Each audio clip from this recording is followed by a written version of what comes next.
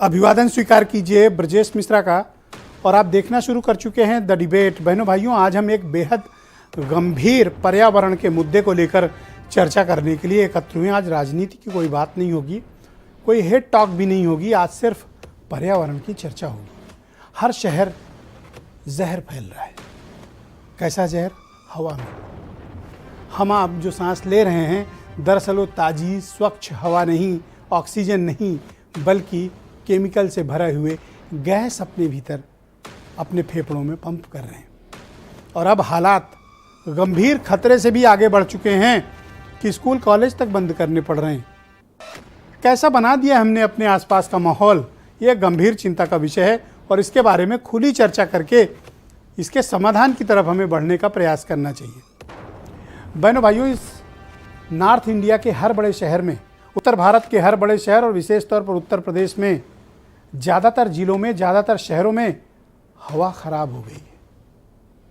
राजनीतिक दलों की हवा नहीं खराब, वो फल फूल रहे हैं, समृद्ध हैं, लेकिन उन्होंने आपकी हवा खराब कर दी है। कैसे खराब कर दी है? हर शहर में जहर फैल रहा है, हवा में जहर है। और हालात इतने खराब हो गए हैं कुछ शहरों में, विशेष तौर पर एनसीआर से लगा हुआ जो उत्तर प्रदेश का शहर हैं, नोएडा, ग्रेटर नोएडा, गाजियाबाद, बुलंदशहर, लखनऊ, कानपुर, इन सब इलाकों में हवा में जहर है। और जहर भी मामूली नहीं, घातक, सीवियर से भी आगे की कंडीशन में पहुंच गए हैं, जहां हमें आपको बच्चों के स्कूल बंद करने पड़े हैं। क्या यह चेतावनी नहीं है? क्या यह पर्यावरण की अलार्मिंग स्टेज से भी आगे की बात नहीं है? पर हम कैसा सोया हुआ समाज और कैसी सोसाइटी है कि हमें फर्क ही नहीं पड़ रहा है कि हमारे आसपास ऑक्सीजन नहीं है, हम एक गैस चैम्बर में तब्दील हो गए हैं। इसके दुष्परिणाम क्या हैं? आपको बीमारियां होंगी, कैंसर होगा, सांस लेने की दिक्कत होगी, फेफड़ा जल्दी खराब होगा। और किसी को जीना है 80-85 साल, तो मर जाएगा 70 साल में, वो भी बीमारी से लड़ते लड़ते। अगर शुद्ध ऑक्सीजन नहीं उपलब्ध है तो इससे बड़ी त्रासदी किसी सोसाइटी, किसी शहर के लिए क्या हो सकती है, जहां हम अपने नागरिकों को जीवन जीने लायक कायदे की हवा नहीं दे सकते हैं। पानी साफ मिल नहीं रहा, फैसिलिटीज वैसे भी नहीं है, जिंदगी नरक में तब्दील है और ऊपर से हवा भी खराब, जहर। इससे बदतरीन बात और क्या हो सकती है कि आपको स्कूल कॉलेज बंद करने पड़ रहे हैं, इंडस्ट्रियल एक्टिविटी मेजर रोकनी पड़ रही है, कंस्ट्रक्शंस रोकने पड़ रहे हैं। और बहनों भाइयों, शर्म की बात यह है, किसी भी सोसाइटी के लगभग मरने की स्थिति क्या होती है, उन्हें फर्क नहीं पड़ता। तो क्या वाकई में फर्क नहीं पड़ता?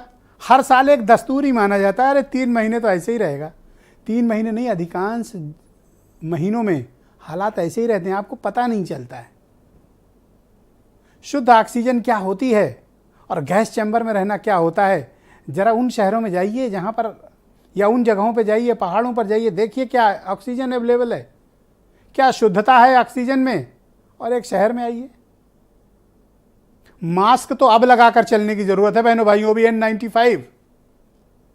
और मैं ये बात बड़ी जिम्मेदारी से कह रहा हूं, इस वक्त खुली हवा में सांस लेने का मतलब आप गैस, जहरीली गैस अपने फेफड़ों में उतार रहे हैं, मौत की तरफ बढ़ रहे हैं, धीरे धीरे बीमारी की तरफ।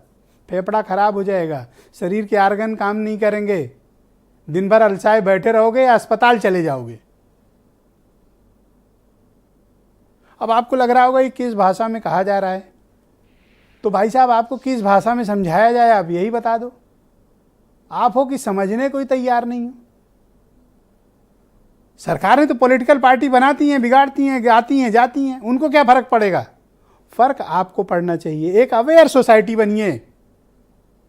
मैं नहीं कहता किसी से अपनी तुलना करिए, लेकिन दुनिया के दूसरे मुल्कों से सीखिए। तो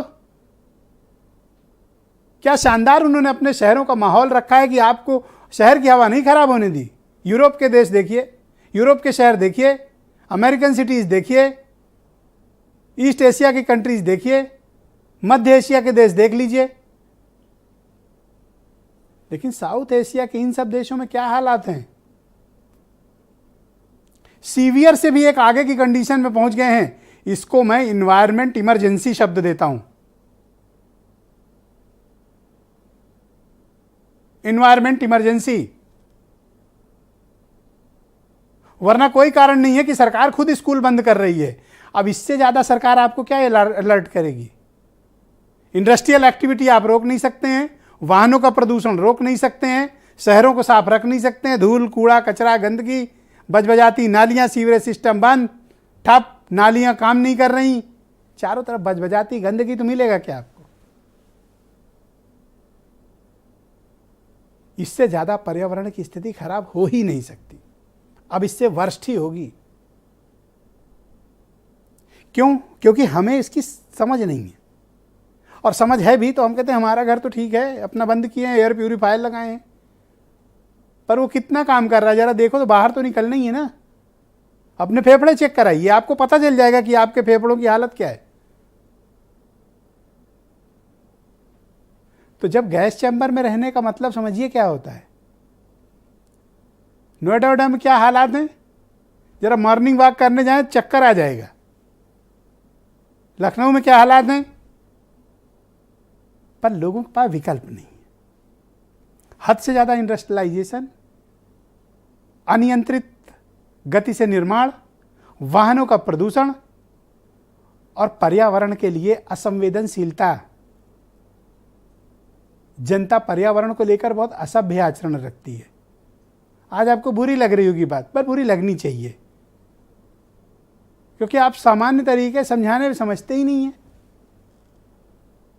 कि ये इन्वायरमेंट इमरजेंसी हमारे लिए कितनी बड़ी हो सकती है। ये क्रिटिकल स्थिति से भी आगे जाने वाली स्टेज है।